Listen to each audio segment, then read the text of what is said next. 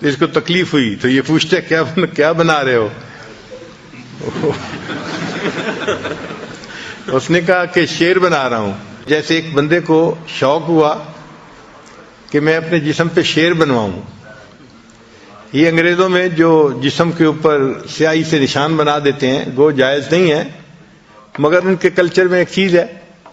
تو ایک صاحب جو تھے وہ گئے کہ جی میں نے تو شیر کا نشان بنوانا ہے اپنے جسم کے اوپر. تو اس کے لیے ایک نیڈل ہوتی ہے، وہ سکن کے اوپر لگاتے ہیں اور سیاہی سکن کے اندر جاتی ہے، مگر وہ تکلیف دہ ہوتا ہے عمل. چنانچہ اس نے لگائی، اس کو تکلیف ہوئی تو یہ پوچھتے کیا بنا رہے ہو؟ اس نے کہا کہ شیر بنا رہا ہوں. کہتے شیر کا کون سا حصہ بنا رہے ہو؟ اس نے کہا دم بنا رہا ہوں. کہتے اچھا بغیر دم کے شیر بنا دو.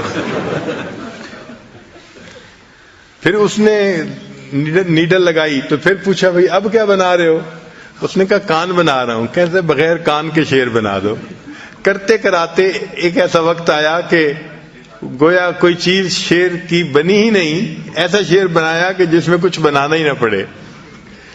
تو ہم بھی ایسے سالک ہیں کہ شیخ سے یہ تو توقع کرتے ہیں کہ ہمیں روک ٹوک کریں، لیکن وہ پھر برداشت نہیں ہوتی اور پھر آگے سے لاجکس پیش ہوتی ہیں.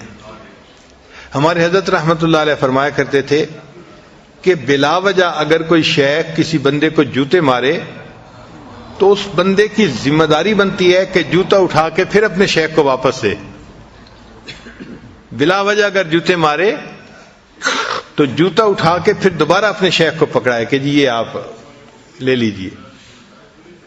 چنانچہ ہمارے حضرت مرشد عالم رحمۃ اللہ علیہ خوب ڈانٹ ڈپٹ کرتے تھے اور فرمایا کرتے تھے کہ جو شیخ ڈانٹ ڈپٹ کرتا ہے تو مریدین کی اصلاح زیادہ ہوتی ہے، اور جو ان کی رعایت کرتا ہے تو مریدین کے عیب ٹھیک سیدھے نہیں ہوتے.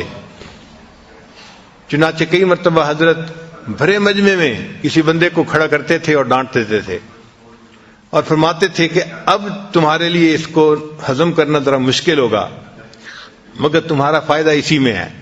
اور خوب بندے کی جو ہے نا انا ٹوٹتی تھی اور بندے کے اندر عاجزی آتی تھی.